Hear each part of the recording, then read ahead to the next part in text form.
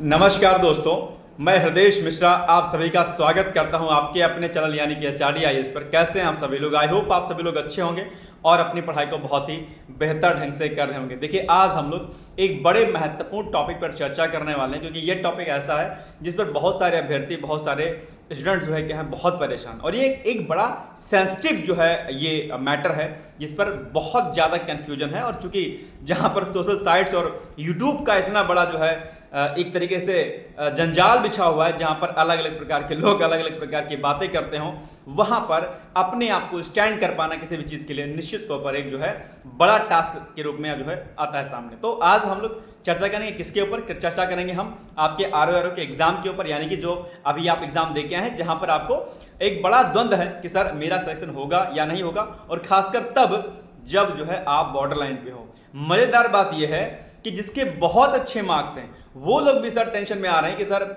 इतने sir question मैं सही करके आया हूं, सर होगा कि नहीं होगा। और ऐसा क्यों हो रहा है? क्योंकि ये इस यूट्यूब के इस दुनिया में वो इतने ज्यादा उलझ गए हैं कि सही डायरेक्शन का मिलना उनके लिए बड़ा मुश्किल हो गया। आज हम इन्हीं सारी बिंदुओं पर चर्चा करेंगे कि क्या करना है, क्या नहीं करना है, कैसे करना है। लेकिन अगर आप चैनल पर हमारे नए हैं तो आपसे छोटी सी रिक्वेस्ट है, प्लीज हमारे वीडियो को लाइक कर दीजिएगा। चैनल पर अगर आप हमारे नए होंगे तो चैनल को सब्सक्राइब जरूर कर दीजिएगा, क्योंकि इसी चैनल पर आपको न सिर्फ हमारे चैनल के बारे में बल्कि डिकोड एग्जाम से संबंधित सभी प्रकार की जानकारियां, आपके एग्जाम यानी कि यूपीएससी, पीसीएस और आरओ और अनदर जो एग्जाम्स आपके होते हैं, उन सभी एग्जाम्स के बारे में आपको सटीक और सारगर्भित जानकारी आपको यहां पर दी जाती है। ठीक है, तो आइए सीधे तौर पर आज हम चर्चा करते हैं। लेकिन उसके पहले कॉन्टेक्ट नंबर भी आप लोग नोट कर सकते हैं, जहां पर आपको बड़ी इंपॉर्टेंट चीजें आपको मिल सकती हैं। डिकोड एग्जाम की कोई क्वेरी होगी या एचआरडी ऐसी कोई क्वेरी होगी, सीधे आप मेरे नंबर पर यानी कि नोट कर लीजिएगा नंबर 8604440921, इस पर आप मुझसे संपर्क कर सकते हैं। नंबर नहीं नोट कर पाए होंगे आप लोग तो डिस्क्रिप्शन बॉक्स में नंबर दिया गया है, आप वहां से मेरा नंबर पिक कर सकते हैं। और हाँ, टेलीग्राम का लिंक भी मेरे चैनल का डिस्क्रिप्शन बॉक्स में सेम दिया गया है, आप चाहें तो वहां से भी मुझसे जुड़ करके अन्य प्रकार की जानकारी आप प्राप्त कर सकते हैं। ठीक है, चलिए आइए अब बात करते हैं आज के टॉपिक पर कि भाई अगर अभी आप एग्जाम देके आए थे तो अभी क्या करना है, खासकर तब जब आपका एग्जाम हो सकता है कि पीसीएस का टारगेट रहा हो आपका, या हो सकता है कोई अदर एग्जाम हो, या हो सकता है कि आप इंग्लिश माध्यम के हो और प्री आपका निकल रहा हो, तो आपके मन में एक शंका उत्पन्न हो सकती है ना, यार अब क्या करें, अब क्या करें, कैसे करें। तो ये जो एक दिक्कत आपके सामने आ रही है, इन्हीं पर हम चर्चा करेंगे। देखो, एक बात ध्यान रखना कि अगर बॉर्डर लाइन पे आप हैं तो क्या करना है अभी मैं आपको बताऊंगा। लेकिन आपको एक बात मजेदार मैं बताऊं कि जिस दिन आपका एग्जाम हुआ था उसी दिन शाम को मैंने कट ऑफ के बारे में चर्चा की थी, और मैंने कुछ कट ऑफ निर्धारित किया था कि इतने से इतने में अगर आप हैं तो डेफिनेटली आपको मेंस की तैयारी करनी चाहिए। पहले लोगों ने बड़े हाई हाई बताए, इतनी जाएगी कट ऑफ, ये जाएगी वो जाएगी, लेकिन आते आते आते क्या हो गया, डाउन होकर के जो मैंने बताया था कट ऑफ उसी पर जो है डिपेंडेंट हो गए सभी लोग, मोस्टली लोग। आप देखिएगा मेरा पहले दिन का वीडियो आप देख लीजिएगा, और जो बता दी सर कट ऑफ इतनी जाएगी इतनी जाएगी, कहीं कुछ नहीं होता है भाई साहब। अभी देखिए ऐसे ऐसे स्टूडेंट हैं कि जो एग्जैक्ट अपने क्वेश्चंस को सही से जो है काउंट ही नहीं कर पाएंगे। भाई नेगेटिव मार्क है, 1/3 नेगेटिव मार्क है, कितने क्वेश्चन पर कितना क्वेश्चन लेस हुआ अभी किसी को कुछ नहीं पता, और एक से एक भांति भांति प्रकार के स्टूडेंट हैं। तो अभी डरिए नहीं, बहुत कट ऑफ नहीं जाने वाली है, रिलैक्स रहिए। कितनी कट ऑफ जाएगी, कितनी कट ऑफ पर आपको तैयारी करनी चाहिए, इसी बिंदु पर अब मैं चर्चा करने जा रहा हूं। सबसे पहले रिक्वेस्ट है कि वीडियो को ज्यादा शेयर जरूर कर दीजिए, क्योंकि ये बड़ा इंपॉर्टेंट होने वाला है आपके लिए। ठीक है, चलिए सबसे पहली बात, अगर आप जनरल मेल के हैं, देखो मैं जनरल मेल की बताऊंगा कट ऑफ, और उसी के आधार पर मैं आपको बता दूंगा कि इतने से इतने पर आप चाहे कैटेगरी में हो, एसटी कैटेगरी में हो, पीएच में हो, फीमेल हो, तो आपको कितने कितने नंबर मेल जनरल से आपको क्या करने हैं, कम कर लेने हैं। ठीक है, एक आंकड़ा जो है आप अपने आप से लगा लीजिएगा। ठीक है, जनरल जो मेल कट ऑफ होगी मैं आपको बताऊं कि 124 से लेकर के, और ये बात मैं बहुत पहले से कहता आ रहा हूं, आज से नहीं कह रहा हूं, मैं पहले से कह रहा हूं।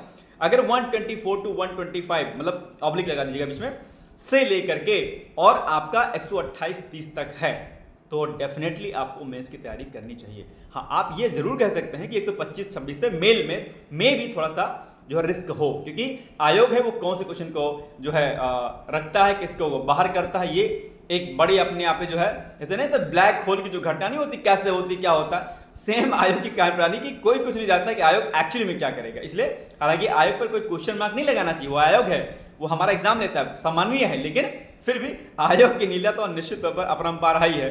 तो बट लेकिन ठीक है, सम्मान है आयोग का, जो होगा देखा जाएगा। लेकिन जो मैंने आपसे कहा कि 124 या 125 से लेकर के 128-30 तक अगर आपके मेल जनरल कैटेगरी में अगर आप हैं तो आपको तैयारी करनी चाहिए मेंस की, कोई दिक्कत नहीं है। अब बात जनरल फीमेल की कर लेते हैं। ठीक है, जितनी जनरल की कट ऑफ जाएगी, अगर 124 जाती है, 25 जाती है, तो उससे 7-8 क्वेश्चन लेस कर लीजिएगा, जनरल फीमेल की जाएगी।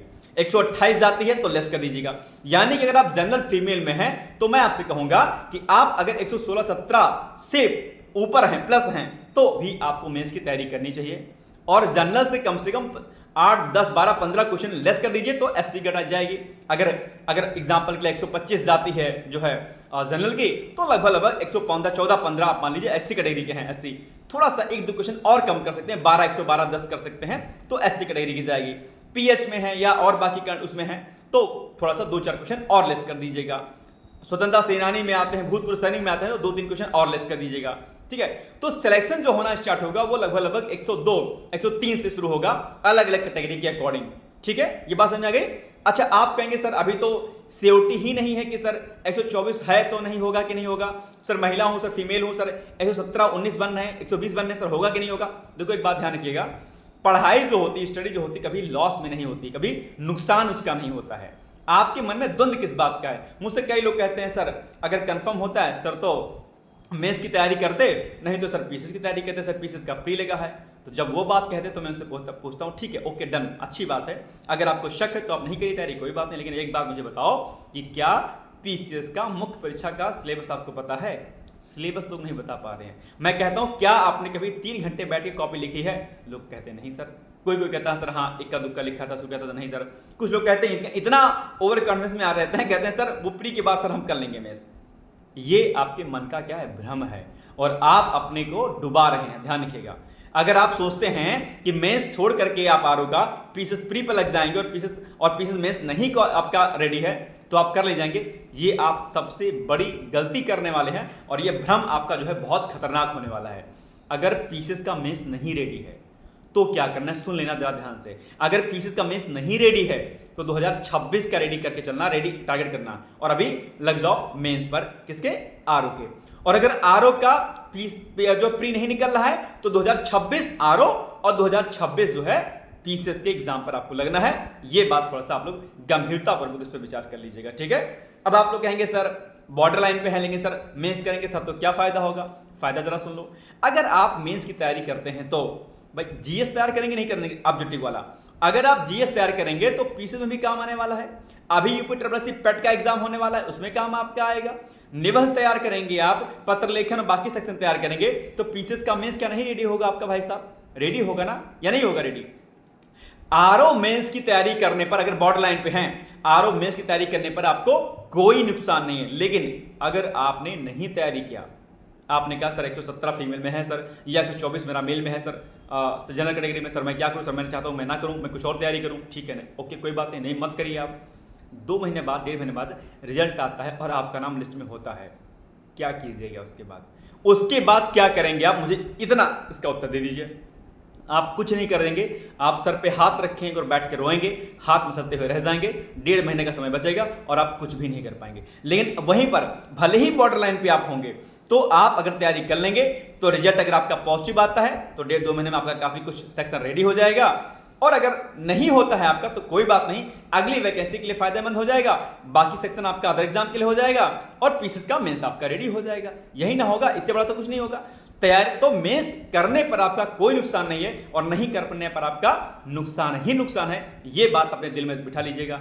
और एक बात ध्यान रखिएगा, अगर नहीं करते हैं मेंस आप तैयारी बाय द वे उसकी आरओ मेंस की, तो अगली वैकेंसी जो आएगी, मैं दावे के साथ कहता हूं अगली बार आप सेम इसी कंडीशन में रहेंगे कि सर प्री हो गया है, सर आरओ का मेंस मेरा नहीं रेडी है, सर क्या करें, नहीं होगा सिलेक्शन। ध्यान से सुन लीजिएगा इसको। जब तक आप सिविल सर्विसेज के एग्जाम में जो है दोनों स्टेप यानी कि प्री प्लस मेंस नहीं रेडी करेंगे, तब तक फाइनल सिलेक्शन लेना आप जो है भूल जाइए। तो वो गलती मत करिएगा जो अभी फिलहाल आपने की है। ठीक है, तो अभी मेंस के साथ में चीजों को लेकर चलिए। आप अगर बॉर्डर लाइन पे हैं तो डेफिनेटली आपको जो है आरओ की तैयारी आपको करनी चाहिए, डेफिनेटली करनी चाहिए। ये बात आपको विशेष तौर पर क्या करनी है, ध्यान देनी चाहिए। ठीक है, ये एक सबसे इंपॉर्टेंट चीज मैंने आपको बताई है। अभी लोड नहीं लेना। अच्छा, एक बात और हो सकती है कि सर आरओ पर सर हमने बहुत मेहनत किया, बहुत सारी चीजें की, बहुत सारे लोग हैं जिनने बहुत जबरदस्त मेहनत की, लेकिन उसके बाद ही क्या हुआ, उनका पेपर अच्छा नहीं हुआ। बिल्कुल भी लोड लेने की आवश्यकता नहीं है। 26 में आरओ की वैकेंसी आ रही है। आप कहेंगे सर ऐसे कैसे कह सकते हैं, मैंने आपको डिकोड एग्जाम पर एक वीडियो बनाया था और मैंने आपको उस दिन समझाया था कि भाई ये प्रूफ है, इसके थ्रू मैं कह सकता हूं कि वैकेंसी आने वाली है। और वैसे भी 2023 में वैकेंसी आई थी, 2023 निकल गया आपका, 24 निकल गया आपका, 25 निकल ही जाएगा आपका, आधा आधा लगभग 26 आपका निकल जाएगा, लगभग 3 साल का समय रह जाएगा। और 3 साल में क्या कोई रिटायर नहीं होगा, क्या प्रमोशन नहीं होंगे? आप एक सिंपल सा मतलब खुद से एक सामान्य अगर आप विद्यार्थी तो भी आप इतना कॉमन सेंस लगा सकते हैं कि क्या 3 साल में क्या कोई वैकेंसी वैकेंट ही नहीं होगी क्या? और दूसरी सबसे मजेदार बात है कि इलेक्शन भी तो है भाई साहब, तो सरकार कुछ तो चाहेगा ना भाई, वैकेंसी आ जाए कुछ। एक तो वैसे ही किरकिरी हो रही है सरकार की, है ना, वैकेंसी नहीं आ रही, टीचर वाले बेचारे वैसे परेशान है।